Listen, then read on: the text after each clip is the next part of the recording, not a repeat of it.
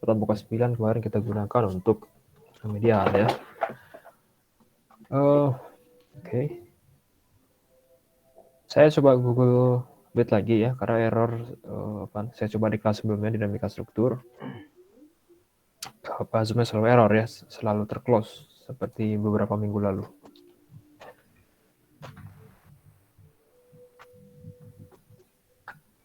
Sementara, saya coba share screen.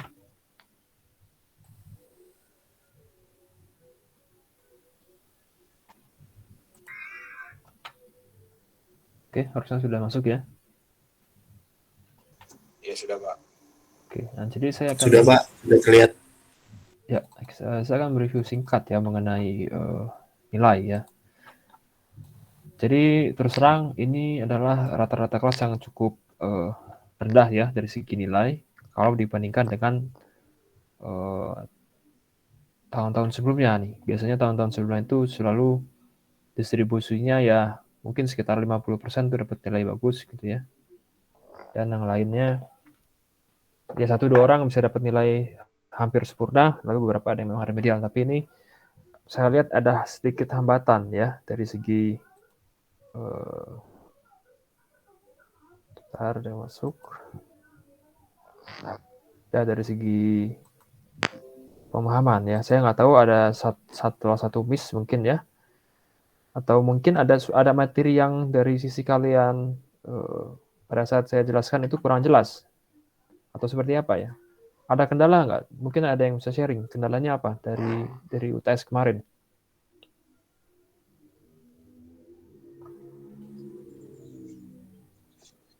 Izin Pak Dadang. Silakan. Yang agak rancu itu Pak di soal nomor 2 ya Pak ya. Kan di nomor 2 itu kalau nggak salah X-nya itu jadi dirubah. Tapi kita rancu yang waktu Pak Sucio kasih materinya itu Pak. Dirubah dalam artian apa nih? Kemarin kan saya akhirnya mengikuti apa yang materinya Pak Sucio sampaikan tuh. Iya, tentang apa? Bentar Pak, saya izin lihat ininya dulu Pak. Soal nomor 2 ini ya? Ya, saya ragu di nomor 2 aja Pak kemarin.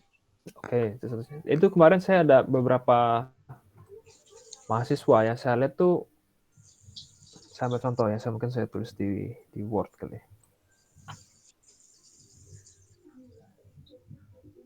Nah, jadi saya rasa ada isu ya yang kita hadapi. Tidak bisa saya tinggalkan begitu aja ya. Jadi kalau ada isu harus kita solve. Saya ambil contoh ya. Yang paling banyak kesalahan itu adalah saudara kan dihadapi pada kasus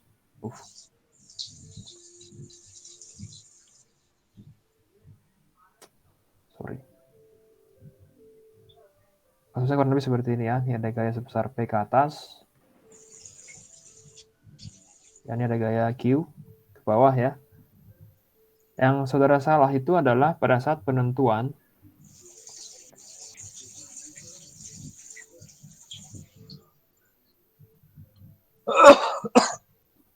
itu siapa tuh? Batuk itu di mute dulu. Dadang Pak. Ya. Ya, jadi X0 itu pasti 0 ya. Dia tidak ada bergerakan ya, karena saya setup X-nya itu di titik kiri ya. Theta 0 berapa ya? Theta 0 juga 0 ya, karena dia jepit. Jadi tidak ada rotasi.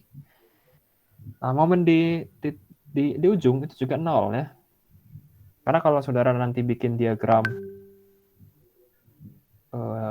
infinitesimal parts-nya itu yang kecil, di sini ada gaya luar ke atas bekerja sebesar P ya. Jadi nih yang saya cuplik itu hanya segini aja nih. Ini saya cuplik nih. Sorry. Pakai merah aja. Jadi yang saya cuplik itu hanya secuil merah aja nih ya di ujung. Nah, ingat bahwa kita punya kesepakatan tanda seperti ini. Ini M, ini V, dan ini M.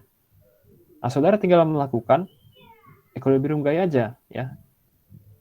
Sigma F bekerja di arah sumbu ke sana berarti sumbu Y ya. Sigma F itu harus 0 ya, maka V sama dengan P, ya. V plus P sama dengan 0, maka V sama dengan minus P.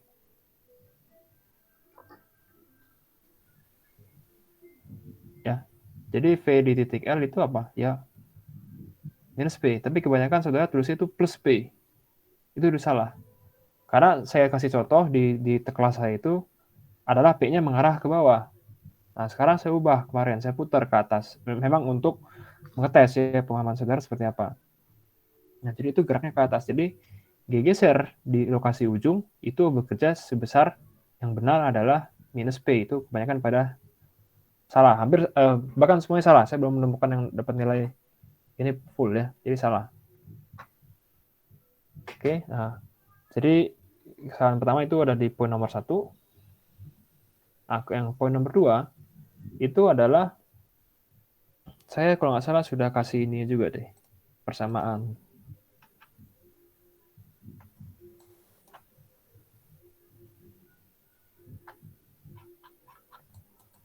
Nah, saya sudah kasih persamaan ini, bahkan saya sudah kasih nih. Ya. Persamaan ini saya sudah kasih. Jadi, seingat saya adalah C3 itu harusnya 0 ya, C4 itu 0. Lalu, jadi kenapa 0? Karena dia dipengaruhi oleh boundary condition X sama theta ya. Bukan X. V, hampir salah saya. V kecil ya. Ketuker saya. X itu di dinamika struktur ya, sorry. Jadi C3 sama C4-nya 0. Nah, dari sini kita bertugas mencari C1 dan C2 menggunakan persamaan M di titik ujung di L dan V di titik ujung di L. Nah, kebanyakan dari kalian itu mensolusikan ML sama dengan setengah QL kuadrat plus C1L plus C2. Ya. Tapi tidak menuliskan ML di titik ujung ini berapa. Ini nggak jelas. Tiba-tiba muncul di sini C1 sama dengan angka langsung. Nah, sedangkan C2-nya masih unknown. Jadi ada kesalahan dari segi pengolahan matematiknya.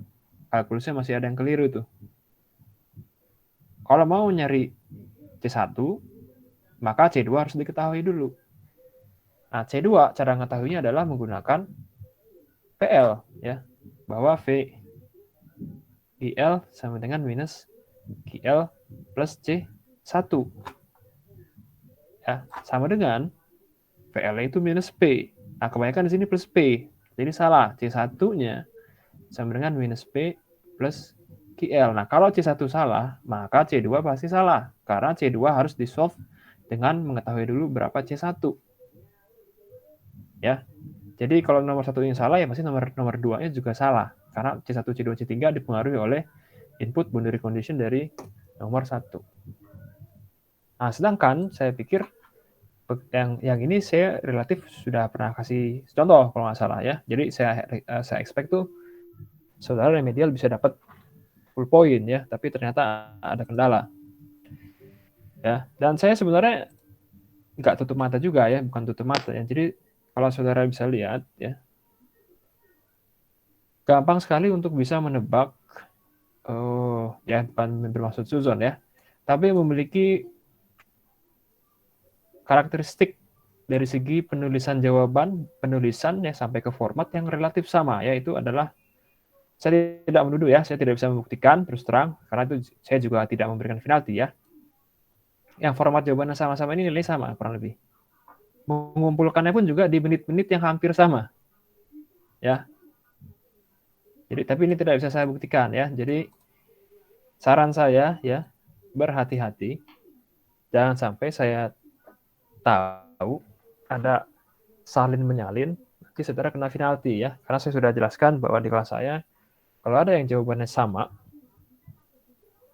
ya jawabannya sama, yang memberikan jawaban dan yang menerima jawaban ya, saya akan berikan pengurangan nilai. Ya, jadi angkatan kalian di angkatan atas itu sudah pernah terjadi di mata kuliah mekanika rekayasa 6 ya. Ada 4 orang, langsung saya kasih nilai buruk ya. Dan orangnya pun ngaku ya, mereka-merekanya pun ngaku. Ya, jadi jangan harap bisa terulang lagi di UAS. Ya, ini peringatan di UTS. Kalau ada jawaban yang sama dari segi penulisan dan format, ya bahkan posisi-posisi persamaan, posisi-posisi formula itu sama, ya walaupun kertasnya beda-beda, angkanya beda-beda, itu ketahuan sebenarnya. Ya, cuman saya udah melihat di distribusi nilainya udah seperti ini gitu. Kalau saya kasih penalti, waduh, bisa mungkin satu kelas. Kita bertemu lagi tahun depan mungkin. Ya, jadi saran saya, UAS saudara harus dapat bagus. Kalau enggak, saudara tidak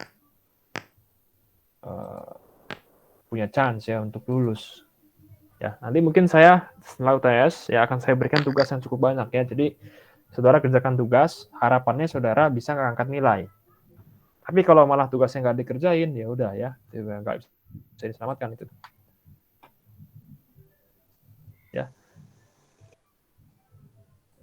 Oke, ya saya masuk ke materi yang baru. Saya ingin tanya ya, di Mekrek sebelumnya yang diajarkan Pak Murajin sudah sempat diajarkan persamaan 3 momen belum?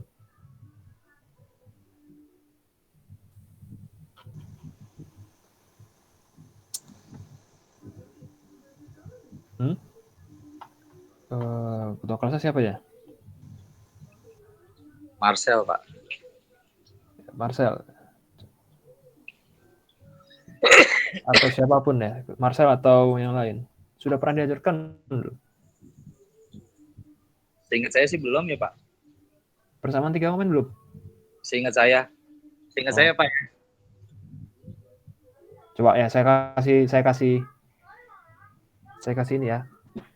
Ingat reminder ya. Pernah nggak saudara dikasih soal seperti ini sama Pak Marjun?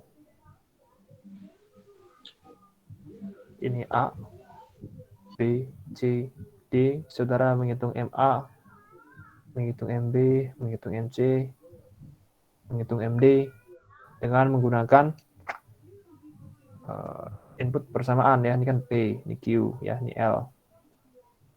L1, L2 gitu ya. Ini ada E, ada I.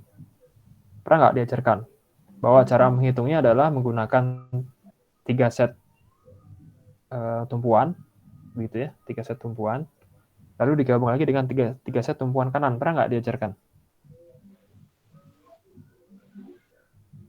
Namanya persamaan 3 momen. Pernah kali itu, Pak. Pernah ya? Ya kalau pernah saya nggak ajarin lagi. Soalnya angkatan dulu secara silabus harusnya diajarkan di Mekrek 4 kalau nggak salah ya, tapi angkatan terdahulu tuh nggak nyatakan tidak pernah diajarin itu. Saya agak bingung.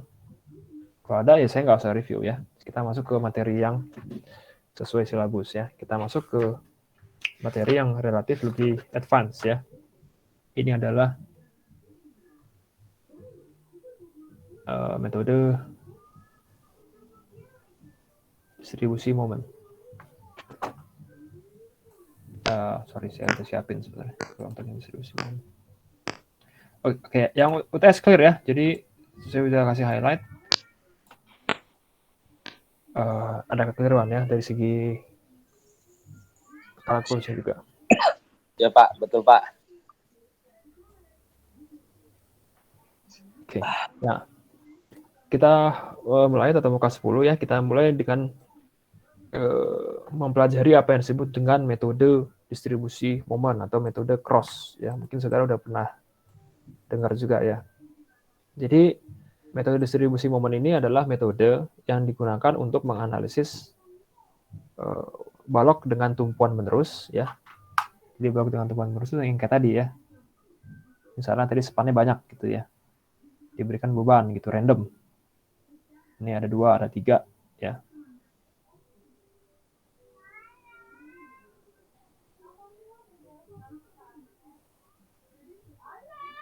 Dengan spannya masing-masing gitu. Nah, ini disebut dengan struktur statis tertentu.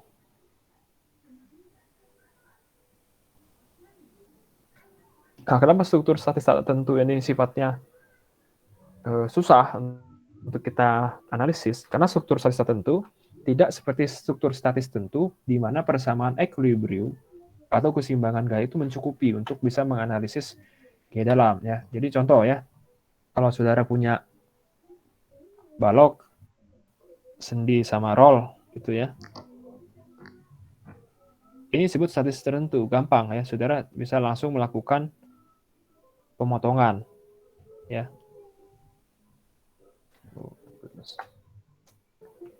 Bisa melakukan pemotongan seperti ini ya. Ini adalah reaksi 1, ini gaya horizontal, ini momen, dan ini gaya vertikal ya. Dan ada gaya yang bekerja ke arah bawah. Saudara bisa menggunakan 3 buah set persamaan equilibrium ya. Sigma fx itu harus sama dengan 0, sigma fy harus sama dengan 0, sigma momen harus sama dengan 0. Kalau strukturnya statis tertentu, artinya apa statis tertentu? Jumlah persamaan dengan jumlah unknown, dalam hal ini adalah gaya aksial, gaya geser, dan gaya momen, itu jumlahnya sama ya. Jadi kalau saudara punya, sudah pernah saya bahas, kalau punya 3 unknown,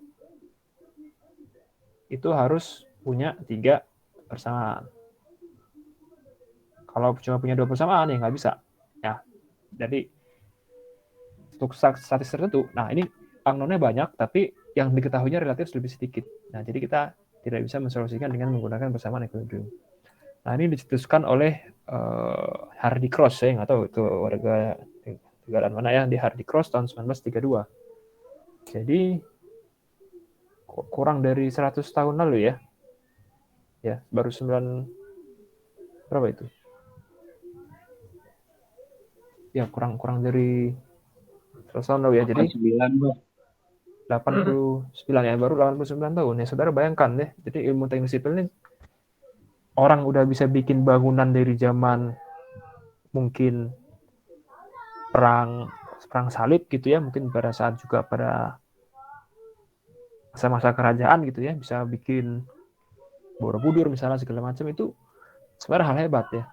Sedangkan hal-hal seperti ini juga masih berkembang ya, dicetuskan oleh Hardy Cross yang sampai saat ini pun masih digunakan untuk analisa balok menerus atau portal kaku. Nah, apa itu portal kaku? Gambar di bawah. Portal kaku itu adalah ya balok kolom ya. Jadi mungkin selama ini saudara masih diharapkan pada masalah-masalah yang berupa balok ya, satu elemen balok. Nah, tapi kalau ini kita sebut sebagai frame. Kalau kaku artinya dia jepit ya, jepit, dia full rigid. Nah, ini kita sebut sebagai rigid frame atau portal kaku ya. Frame itu portal, rigid kaku ya, rigid frame. Nah, ini adalah kolom dan ini adalah balok.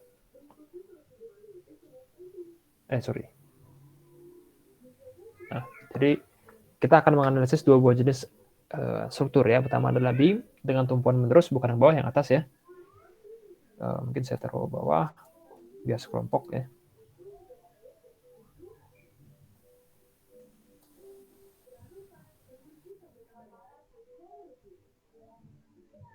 Nah, ya.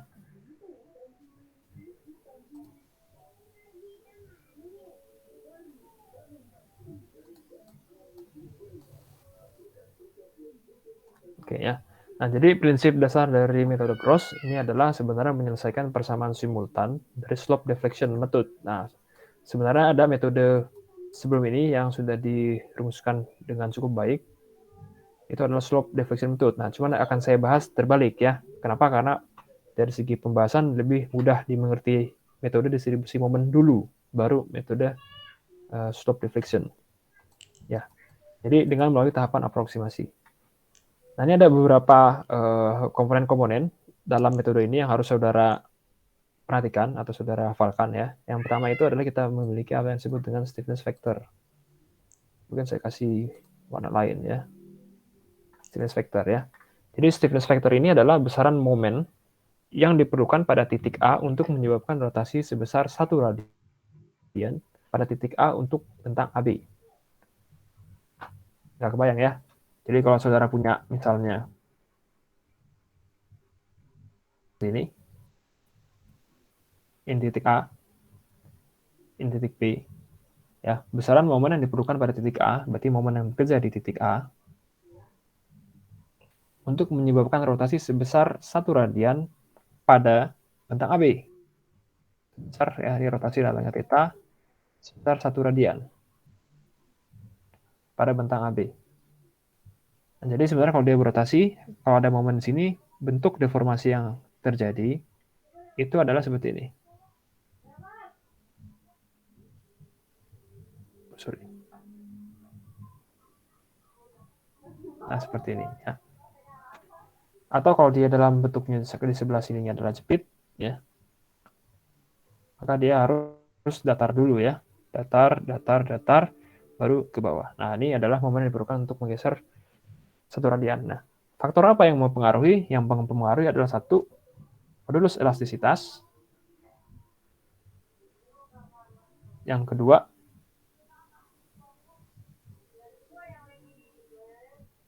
atau saya tulis modulus Young ya. Yang kedua adalah I, inersia penampang. Ini dipelajari di mekanika bahan ya. Dan L, panjangnya ya, length atau span. Jadi kalau modulus yang makin tinggi, kita misalnya gunakan material itu misalnya karet ya. Kalian bikin balok pakai karet ya, kan fleksibel. Tapi kalau kita bikin pakai baja, berarti kan modulusnya lebih tinggi ya, lebih kaku. Kita akan expect kalau karet kita membutuhkan momen yang relatif kecil ya, untuk bisa membuat rotasi sebesar 1 radian. Tapi kalau misalnya kita pakai baja, itu butuh momen yang relatif lebih besar ya, untuk bisa membuat balok ini terrotasi sebesar 1 radian.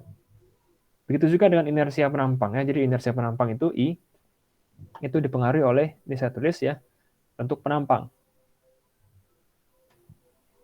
Nah, bentuk penampang, contoh ya, misalnya saudara punya balok sekecil ini ya, versus punya balok yang relatif tinggi seperti ini.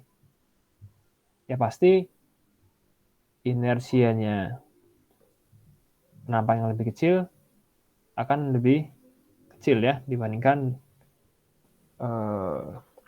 penampang yang relatif lebih besar, jadi lebih kaku. Ya, yang sebelah kanan ini lebih kaku. Kenapa? Karena kita punya rumus kalau kotak kan 1/12 ya, I itu sebentar ya, dorong. Ini saya turunin dulu.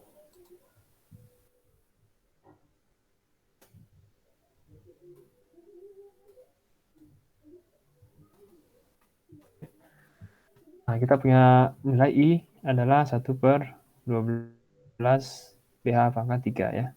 Jadi kalau H-nya makin tinggi dengan B yang sama ya, tetap yang akan lebih besar, yang menang adalah yang kanan. Dengan faktornya akan lebih kuat sebesar pangkat 3. Pangkat 3 kali lebih kuat dibandingkan, atau lebih kaku dibandingkan penampang yang relatif lebih pendek. Nah, jadi kita memiliki apa yang disebut stiffness vector ya, dipengaruhi oleh 3 buah elemen. Di mana untuk balok yang memiliki tumpuan sendi dan jepit, seperti ini sendi, ini jepit, faktor kekakuan K-nya adalah 4 EI per L. Tulisannya agak jelek, saya ganti.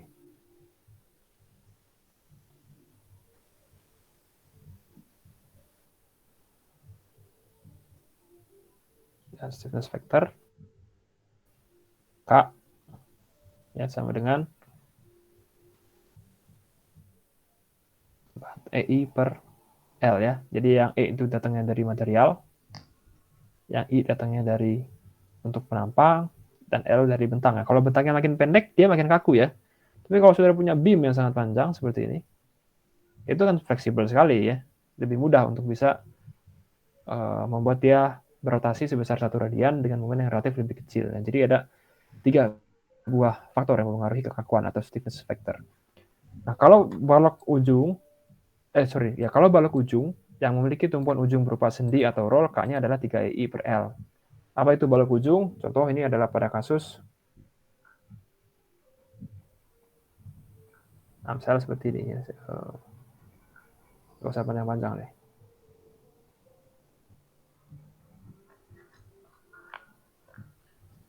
Ya, misalnya seperti ini ya. Ini saya kasih kode sendi, jepit ya.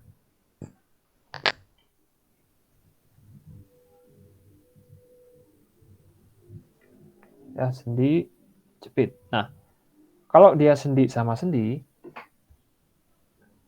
untuk, ya ini sendi sama sendi ya. Kalau misalnya dia di ujung bebas, pasti momennya 0. Tapi di sini, walaupun dia sendi, tetap ada momen. Di sini tetap ada momen. Kenapa? Karena kita punya diagram momen, nanti bentuknya akan seperti ini. Nah, aneh ya, kok sendi bisa ada momen? Sedangkan sendi itu boleh berotasi.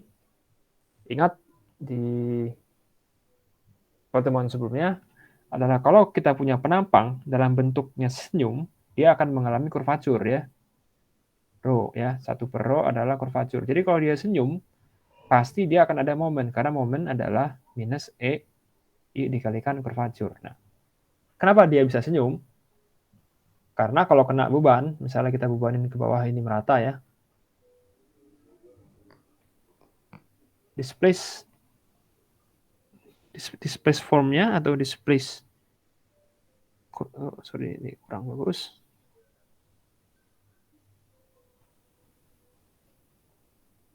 Hapus, sorry. Oke. Kurang lebih sepertinya. Jadi ini cemberut, senyum, cemberut, senyum, cemberut, senyum, cemberut ya. Jadi saya expect seperti tadi, diagram momennya seperti ini ya. Ya, kenapa? Karena di sini ada sendi, bukan sini ya. Di sini sendi, di sini jepit. Ya, ingat nih positif, negatif, positif, negatif, positif, negatif. Positif dia senyum, negatif dia cemberut, positif senyum, negatif cemberut, positif senyum, dan dia cemberut. Nah, jadi korelatif ya terhadap atas ya. Ini saya sebut diagram momen. Nah, yang atas saya tulis deform shape.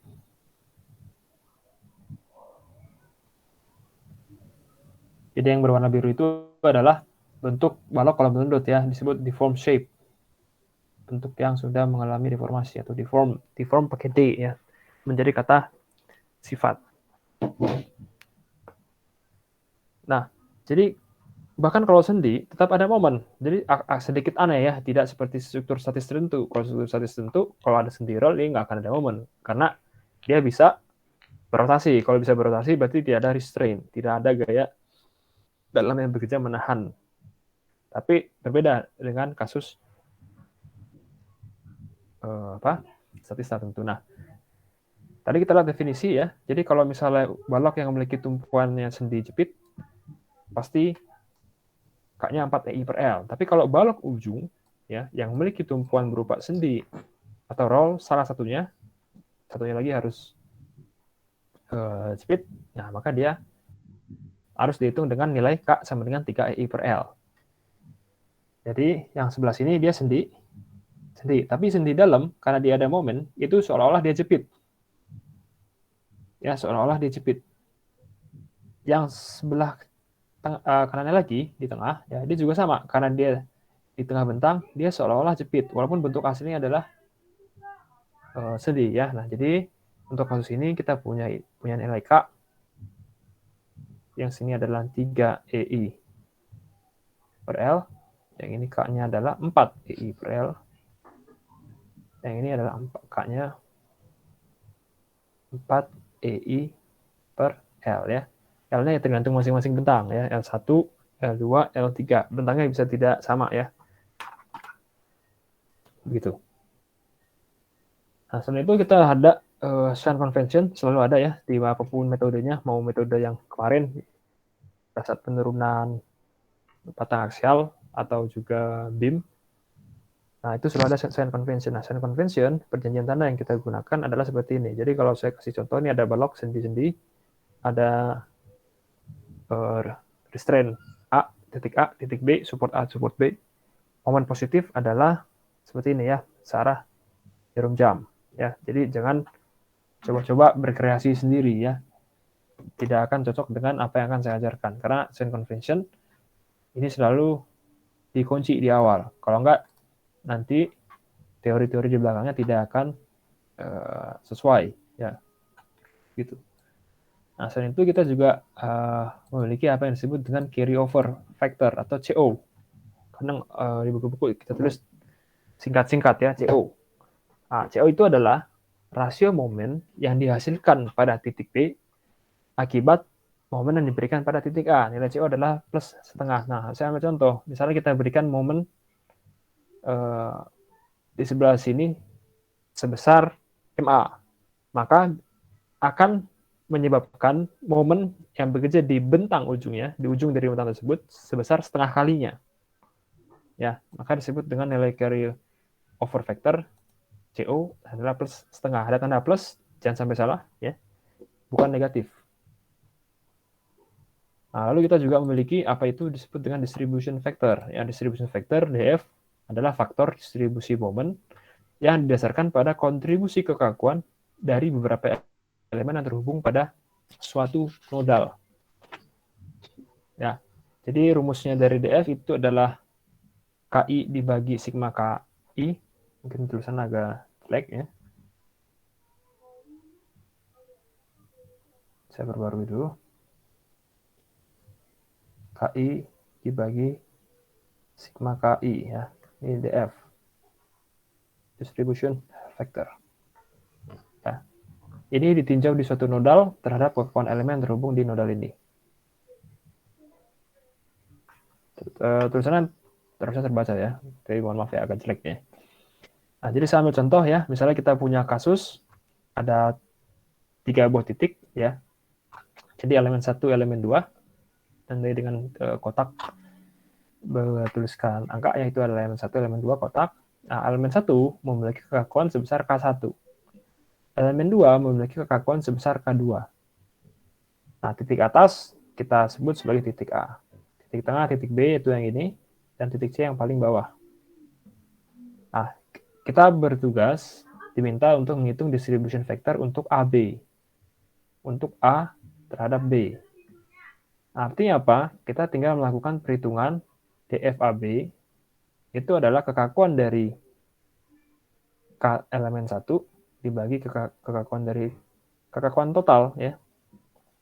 K1 tambah K2. Begitu. Jadi tinggal menjumlahkan aja dan membaginya ya. 1 sama K2. Gitu. Nah, lalu bagaimana kalau kita punya suatu nodal misalnya ada titiknya A, B, C, D, E gitu ya, F, G, H, I banyak begitu ya. Ya nggak masalah ya. Kita sebut ini misalnya bukan lagi angka ya. Misalnya ini saya tulis KA misalnya. Sebesar KA gitu. Ini KG. Ini KE. KI. KC. Ini KH. KD. KF ya. Saya diminta misalnya coba hitung distribution factor untuk lokasi di BF. Ya B terhadap F misalnya. Ya kalau tadi kan DF AB ya. Kita mencari faktor kekakuan berapa sih yang masuk ke dalam elemen 1 ini ya. Batang AB. Sekarang saya nyari ke berapa sih momen yang akan masuk ke dalam batang BF. Batang BF adalah KF dibagi ya jumlah total semua ya. Sigma K. Apapun K-nya. Berarti sama dengan KF dibagi KA plus KG KE KI KC KH nggak muat terus bawah KD KF-nya sama juga ya, masuk juga tetap KF. Sorry. Ya, jadi ini tutup kurung. Gitu. Oke, nah ini saya kasih contoh singkat ya. Misalnya saya punya suatu kasus, sekarang bentuknya mungkin relatif unik juga ya, contoh kasus.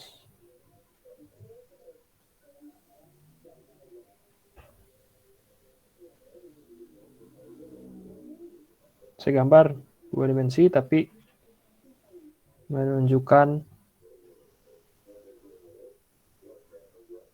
tebal dari si balok ya. Titik B, titik A, titik C, titik D. Nah, ini saya hitung, dia kalau jepit-jepit berarti semuanya jepit ya. Kalau dia fully monolitik seperti ini, contoh kasusnya, ya, jadi join A ini monolitik, jadi dia solid ya, tidak ada perlemahan. Nah, ini kita sebut sebagai jepit. Begitu. Tapi kalau di titik A ini saya taruh engsel di sini, saya taruh engsel di sini, itu berubah ya, jadi sendi. Tapi karena tidak ada keterangan, maka ini adalah asumsinya adalah jepit. Nah, maka kita gunakan K, itu adalah pakai rumus EI per L ya, untuk masing-masing L ya. Tapi saya nggak tulis ya, nah, itu yang contoh-contoh saja. Sekarang anggap saja misalnya saya sudah mengetahui bahwa kekakuan batang AB itu adalah misalnya 2000. Lalu kekakuan AC misalnya 4000. Kekakuan AD itu adalah 2500. Dan bekerja momen di titik A M sebesar 1000 kN meter. Nah, sekarang pertanyaannya, berapakah momen yang akan masuk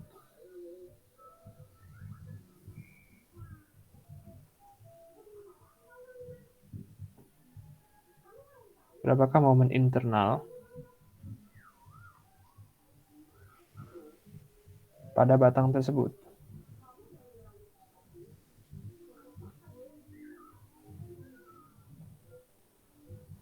Jadi ini pelan-pelan ya, saya tidak akan bisa membahas semuanya. Sekarang ini jadi masih di distribution vector dulu untuk minggu ini ya.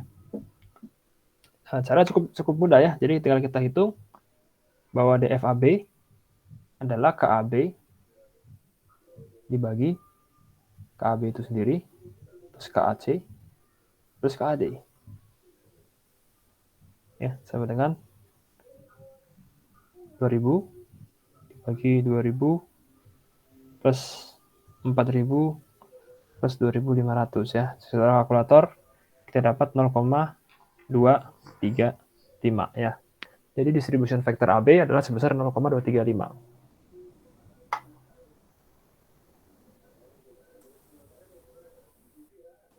Saya hitung lagi distribution vector AC, sama rumusnya ya, KAC dibagi KAB, KAC, KAD ya. Kita dapat 4000 dibagi dengan 8500. Ya, sama aja kan, total ini kan sama kan. 8500 ya, saya persingkat aja, kita dapat 0,471. DFAD sama dengan KAD dibagi KAB. Kenapa ini? Tampilannya keluar, Pak. Keluar screen-nya, Pak. Keluar, Pak. Oke.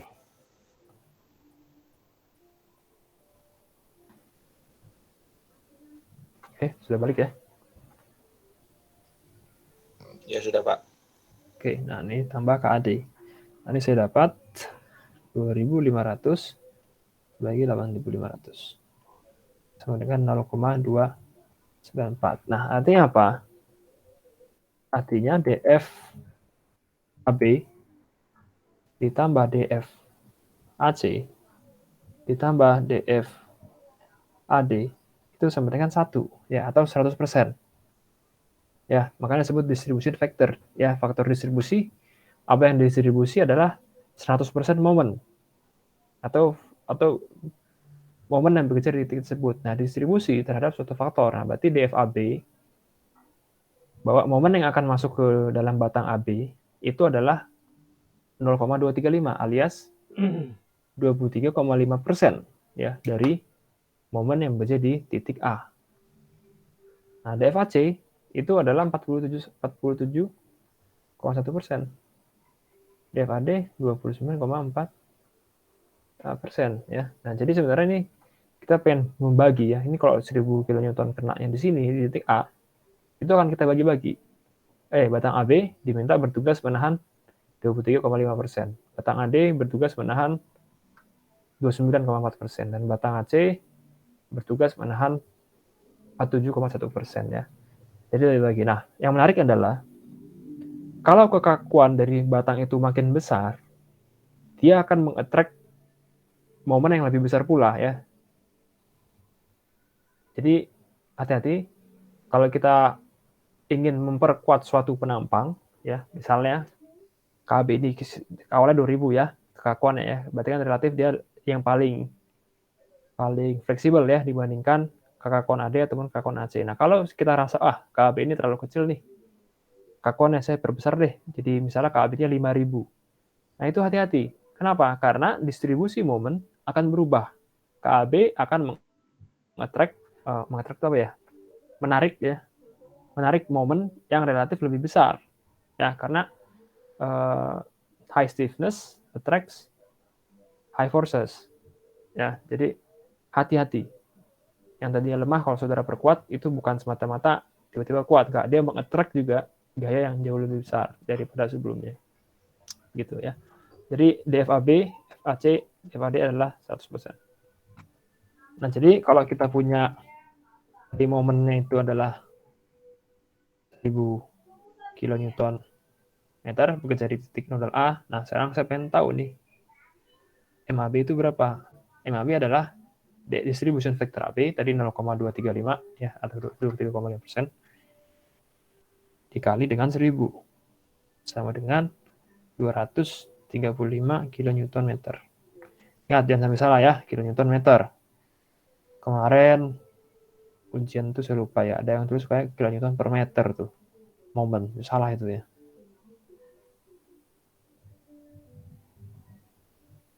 MAC sama dengan 0,471 ya, 47,1% ya, kali 1000 sama dengan 471 kilonewton meter. MAD berapa? Ya, MAD bisa juga ngitungnya pakai sisanya ya, 0,294 kali 1000 sama dengan 294 kilonewton meter. Atau sama juga ya, kalau saudara Anda tahu MAB, tahu MAC ya, maka MAD sama dengan M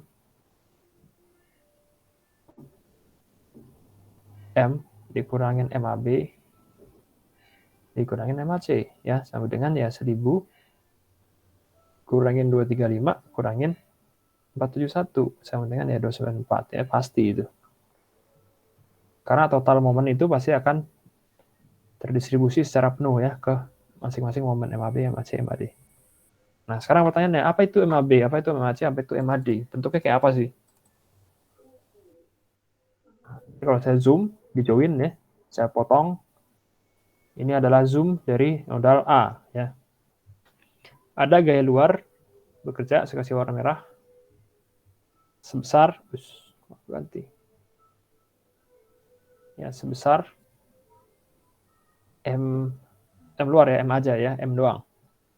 Nah, itu akan diversus ya terhadap siapa? Momen-momen yang bekerja di penampang. Itu adalah momen internal atau momen dalam. Nah, saudara lihat ya, jadi yang gaya luar mengarah mengarah clockwise atau searah jarum jam, tapi momen-momen lawanan ini bekerja berlawanan arah jarum jam atau counter clockwise. Ya. Jadi sebenarnya yang kita lakukan di sini nih, ya, MAD sama dengan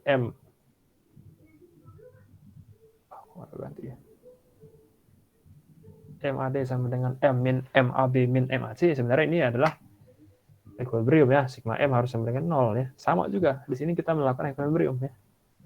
Sigma M sama dengan 0.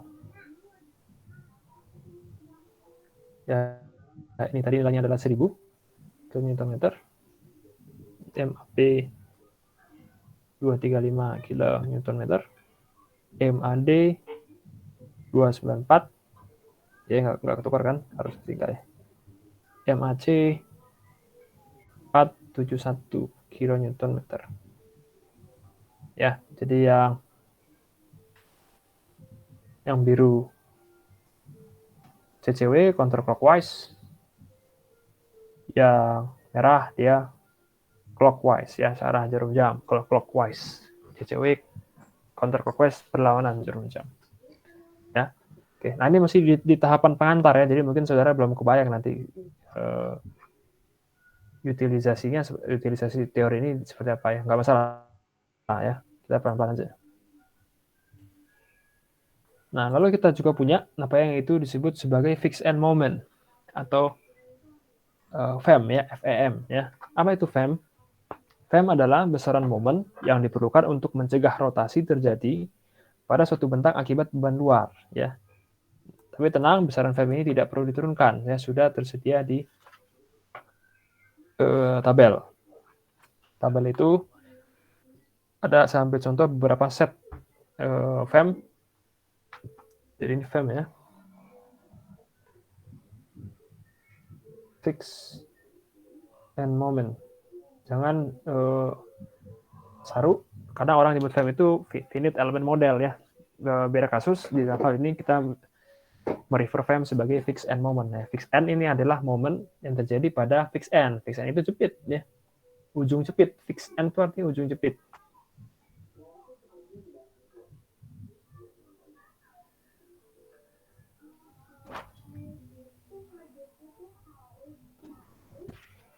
Ini adalah momen ujung jepit. Ya. Nah, jadi apa itu konsepnya? Sebenarnya fixed end moment. Kalau saudara memberikan gaya sebesar Q merata di tengah bentang, kalau saudara punya jepit di kiri dan kanan, maka akibat Q ini akan muncul reaksi pertakan ya. Reaksi pertakan berupa momen dan juga geser. Ya. Nah, geser itu ngarahnya ke atas ya, kiri kanan kebagi dua kalau equal ya. Karena total gaya yang bekerja di sini kan adalah Q dikalikan dengan L ya. Ini kesatuannya kilonewton per meter, L-nya meter dikalikan jadi kilonewton, jadi gaya kan.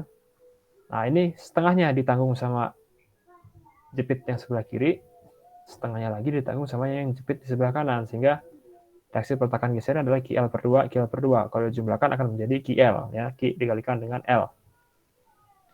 Ya, ingat beban merata dikalikan dengan span akan menjadi beban gaya ya, menjadi gaya doang. Nah, lalu di area tempuhan itu akan muncul momen sebesar QL kuadrat per 12. Ya. Ada bekerja di kiri dan bekerja di kanan. Simetrik ya, simetrikal.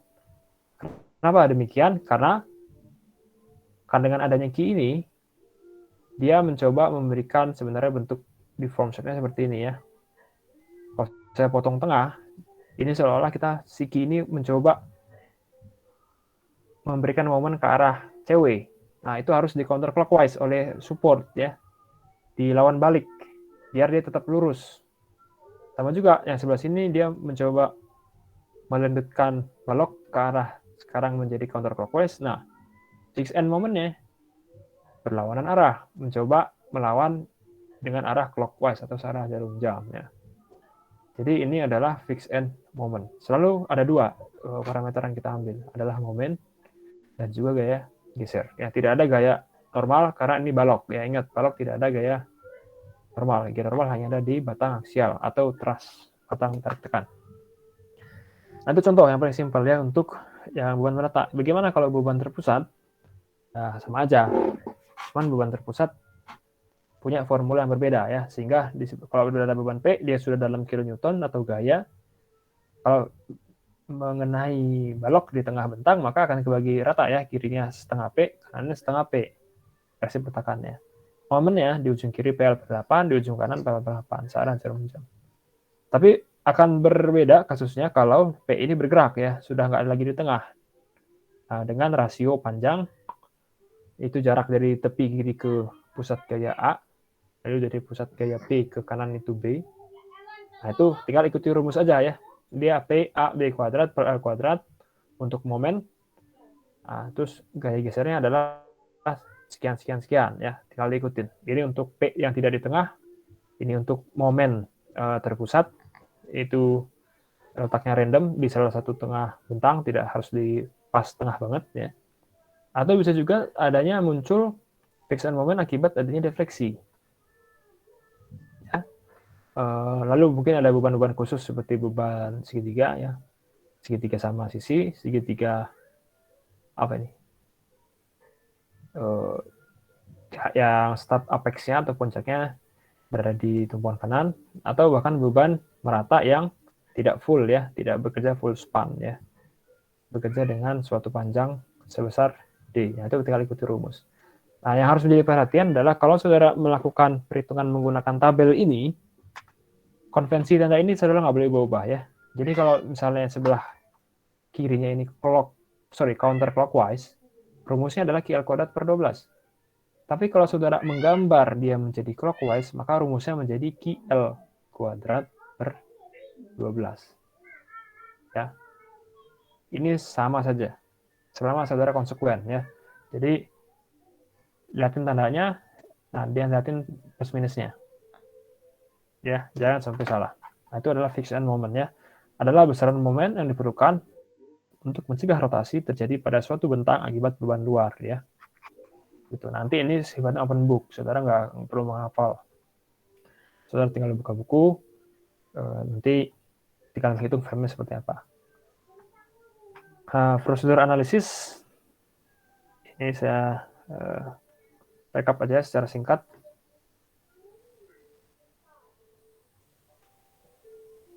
Saya tadi terus dulu. Ya. Jadi yang pertama adalah menghitung distribution vector dan FEM. Itu sudah dijelaskan di atas ya. Jadi identifikasi join, apakah dia itu sendi, apakah dia itu jepit ya, karena mempengaruhi faktor K tadi ya. Ingat bahwa K itu ada yang 4 EI per L atau 3 EI per L ya. Terus distribution vectornya juga sama. Rumusnya selalu seperti ini, KI dibagi sigma KI, berapapun jumlah batang yang menyambung di suatu nodal, dengan suatu peraturan ya. Jadi kalau misalnya dia perletakan dan jepit, maka DF-nya itu 0. Untuk perletakan telur atau sendi dia DF-nya 1. Nah, ini mungkin saudara juga masih bingung kapan melangkitnya, nggak masalah ya, nanti akan saya jelaskan. Oke, nah distribusi momen itu didasarkan pada beberapa asumsi ataupun tahapan seperti berikut ya.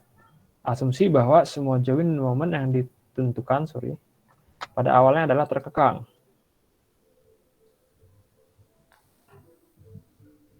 Terkekang ya. Tentukan momen-momen yang diperlukan untuk menyeimbangkan join ya. Lalu bebaskan join dari kekangan dan distribusikan momen-momen penyeimbang tersebut. Teruskan carry over momen di ujung elemen pada setiap bentang ke ujung yang berseberangan dengan carry over vector plus 1/2 ya. Lalu iterasi sampai konvergen tercapai. Konvergen itu artinya solusinya sudah tidak akan berulang-ulang, tidak akan berubah-ubah walaupun sudah kita melakukan perhitungan berulang kali. Ya. Nah, ini sampai ketika nanti momen koreksinya menjadi kecil dan dapat diabaikan ya, sehingga tidak perlu carry over lagi.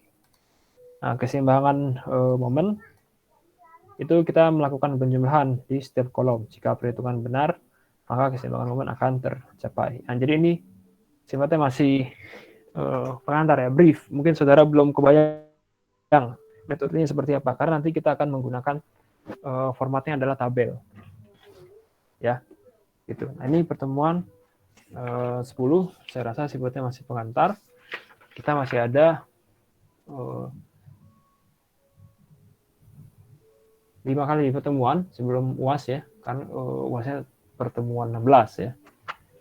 Jadi saya rasa masih cukup waktu untuk mempelajari metode ini. Jadi teorinya ya pengantar seperti ini, nanti kita mulai masuk ke dalam perhitungan-perhitungan yang relatif langsung ke contoh kasus ya. Kayaknya kalau distribusi momen, kalau nggak pakai contoh kasus, nggak akan bisa mengerti.